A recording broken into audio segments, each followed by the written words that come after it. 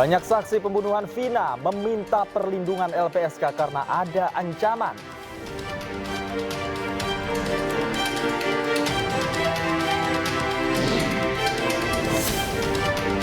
Setelah kasus Vina jadi sorotan publik, pembunuhan gadis SMK di Pontianak, Kalimantan Barat, Harnovia muncul kembali karena dianggap mirip-mirip kasus pembunuhan Vina.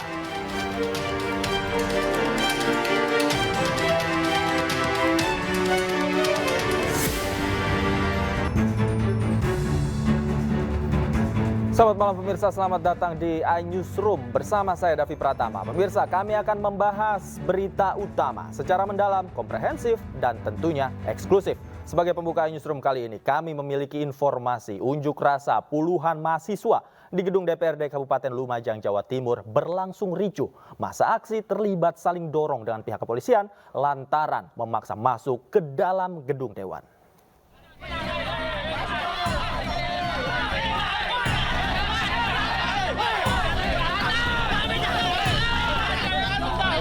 Puluhan mahasiswa dari berbagai perguruan tinggi di Lumajang terlibat aksi saling dorong dengan pihak kepolisian di depan gedung DPRD Kabupaten Lumajang. Masa aksi merangsek dan memaksa untuk memasuki gedung dewan karena kecewa tak kunjung ditemui oleh perwakilan pimpinan Dewan Kabupaten Lumajang. Tak hanya itu, masa aksi juga membakar poster dan spanduk di Jalan Nasional Lumajang Probolinggo hingga menyebabkan kemacetan. Aksi puluhan mahasiswa yang tergabung dalam Aliansi Pemuda Lumajang Bergerak ini menyuarakan penolakan terhadap peraturan pemerintah tentang tabungan perumahan rakyat atau TAPERA yang dinilai membebani masyarakat.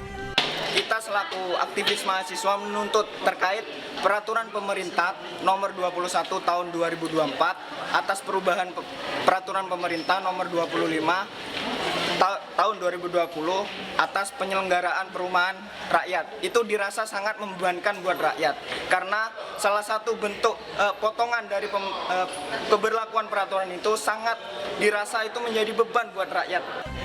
Mereka menuntut pemerintah meninjau kembali kebijakan TAPERA karena tidak berpihak kepada kaum buruh. Dari Lumajang, Jawa Timur, Yaya Nugroho, iNews melaporkan. Puluhan mahasiswa di kota Cirebon, Jawa Barat berunjuk rasa tuntut polisi mengusut tuntas kasus pembunuhan Vina. Masa juga meminta Kapolres Cirebon Kota mundur dari jabatannya.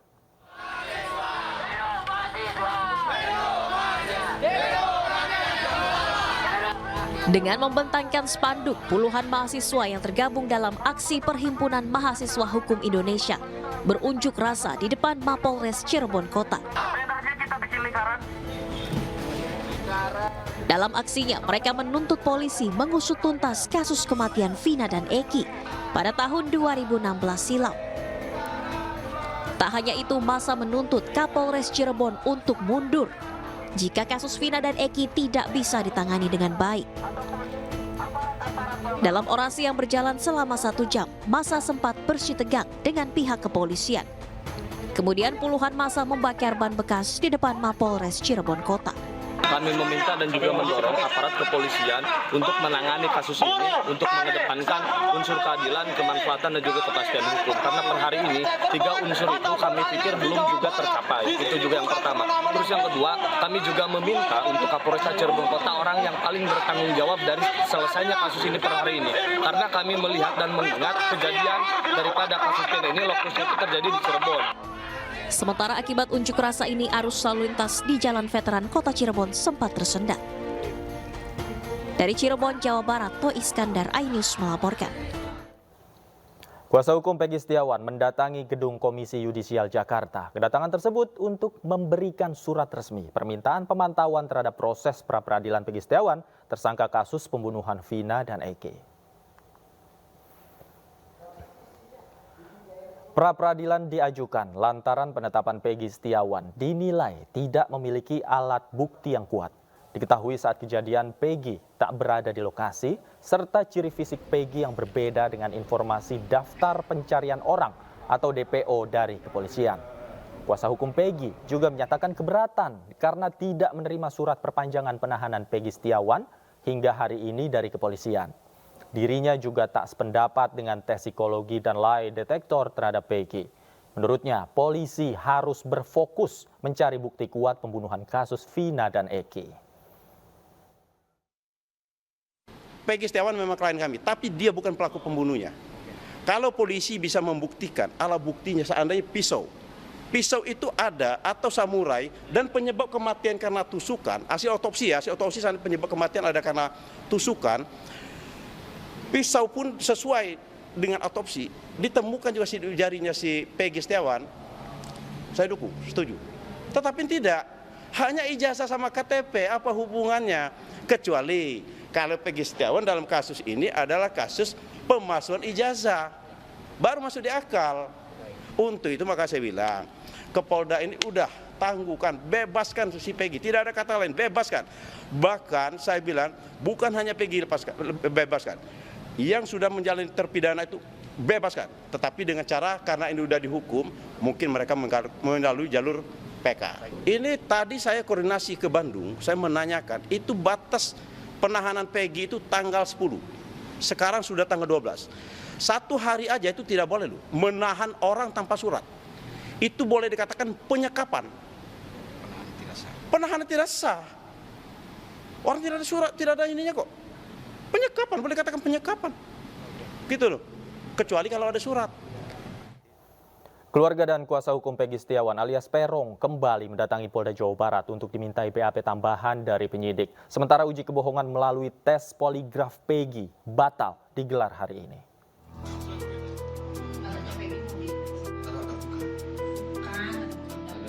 Melalui pesan singkat dari pihak penyidik, kuasa hukum tersangka Peggy Setiawan alias Peron kembali dipanggil ke Mapolda Jawa Barat untuk dimintai keterangan dalam berita acara pemeriksaan atau BAP tambahan.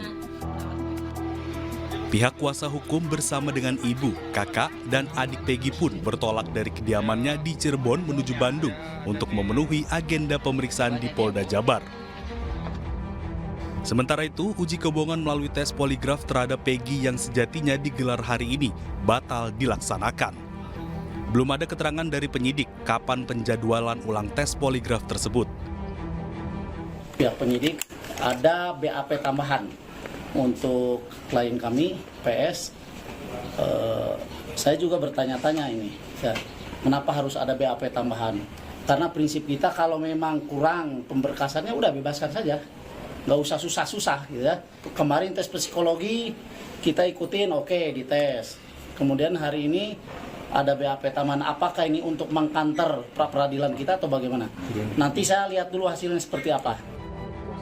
Kuasa hukum Peggy Setiawan kini masih menunggu persidangan gugatan pra-peradilan yang diajukan pihaknya atas kurangnya dasar penangkapan terhadap Peggy serta kurangnya alat bukti yang kuat. Dari Kota Bandung, Jawa Barat, Yuan Pangestu, iNews melaporkan. Kuasa hukum keluarga Vina, Hotman Paris Hutapea, meminta penyelidikan lanjutan kasus Vina ditunda terlebih dahulu. Ia pun meminta agar Presiden Joko Widodo membentuk tim pencari fakta untuk memberikan rekomendasi ke tim penyidik.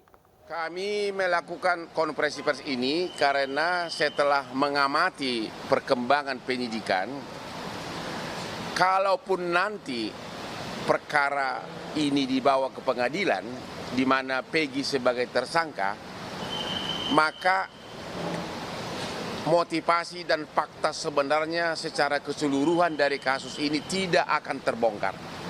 Tidak akan terbongkar. Karena sekarang ini kan targetnya hanya satu, Peggy. Ya, sementara misteri kenapa kejadian ini dan kenapa berita acara semua saling bertentangan tidak terbongkar. Apa yang terjadi tidak terbongkar. Ya. Penyidik nanti sama jaksa hanya akan berpatokan kepada hukum acara pidana formil. Dia akan mengatakan 2 alat bukti cukup.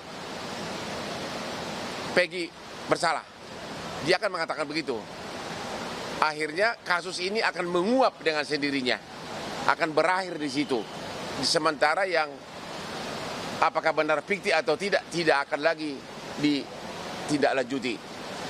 Maka kami dari tim Hotman 911 yang sebagai kuasa hukum dari keluarga Vina berpendapat kasus ini sebaiknya penyidikannya sementara ditunda dulu agar Pak Jokowi membentuk tim pencari fakta yang netral, terutama dari para ahli hukum pidana dari universitas, untuk menyelidiki fakta sebenarnya, dan setelah terkumpul nanti baru diserahkan kepada penyidik untuk dilanjutkan ke kejaksaan dan persidangan.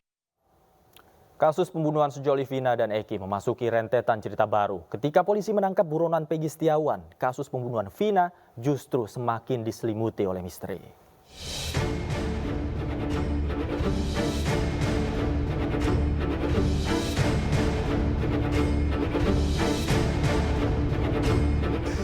Sabtu malam 27 Agustus 2016, Vina dan kekasihnya Rizky alias Eki serta beberapa rekannya dihampiri sekelompok geng motor. Nahas, Vina dan Eki terjatuh sementara rekan-rekannya berhasil menyelamatkan diri. Keduanya lalu dianiaya hingga tewas. Bahkan Vina diperkosa sebelum dibunuh. Jasad kedua korban lalu dibuang ke bawah flyover dan dibuat seolah-olah sebagai korban kecelakaan lalu lintas. Atas kejadian ini, keluarga Vina menemukan kejanggalan pada luka di sekujur tubuh gadis berusia 16 tahun itu.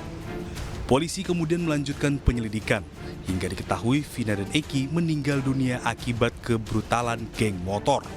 Polisi menyebut ada 11 pelaku yang terlibat. 8 pelaku berhasil ditangkap. 7 diantaranya dijatuhkan hukuman penjara seumur hidup, sementara 1 pelaku masih di bawah umur, divonis 8 tahun penjara. Namun, 3 pelaku lainnya masih buron hingga bertahun-tahun kemudian. 3 pelaku yang masuk dalam daftar pencarian orang di kepolisian adalah Andi, Dani, dan Peggy alias Peron yang disebut-sebut sebagai dalang pembunuhan Vina dan Eki. 8 tahun berlalu, kasus ini kembali viral. Peggy alias Peron yang berprofesi sebagai pekerja bangunan diringkus polisi di Bandung, Jawa Barat. Pasca penangkapan Peggy, polisi meralat jumlah DPO kasus Vina. Jika sebelumnya polisi menyebut ada 3 pelaku yang buron, kini polisi menegaskan DPO kasus Vina hanya 1 orang, yaitu Peggy. Polisi menekankan tidak ada lagi pelaku lain selain Peggy. Sementara itu, Peggy mengaku dirinya difitnah dan berkata dirinya tidak pernah terlibat dalam kasus pembunuhan sadis Vina dan Eki. Sementara Saka Tatal, terpidana kasus pembunuhan Vina dan Eki yang sudah bebas, mengaku dirinya menjadi korban salah tangkap oleh kepolisian. Ia membantah keras tuduhan yang menyebut dirinya membunuh almarhum Vina dan Eki. Padahal, Saka tidak mengenal Vina dan Eki. Saka pun mengaku tidak pernah terlibat dengan geng motor. Tidak hanya Saka, 5 terpidana dalam kasus pembunuhan sejoli Vina dan Eki juga mempertanyakan penyidikan polisi yang dinilai janggal. Selain itu, Saka Tatal juga melaporkan 3 saksi yaitu AF, Dede, dan Liga Akbar karena kesaksiannya dinilai memberatkan Saka ke Mapolres Cirebon Kota, Jawa Barat. Lalu sampai kapan Lika-liku kasus pembunuhan Vina dan Eki akan menemukan titik terang? Tim Liputan iNews melaporkan. Banyak saksi pembunuhan Vina meminta perlindungan LPSK karena ada ancaman. Benarkah kasus Vina banyak dibumbui oleh rekayasa? Kami akan bahasnya secara komprehensif. Usai jeda berikut, tetaplah di iNewsroom.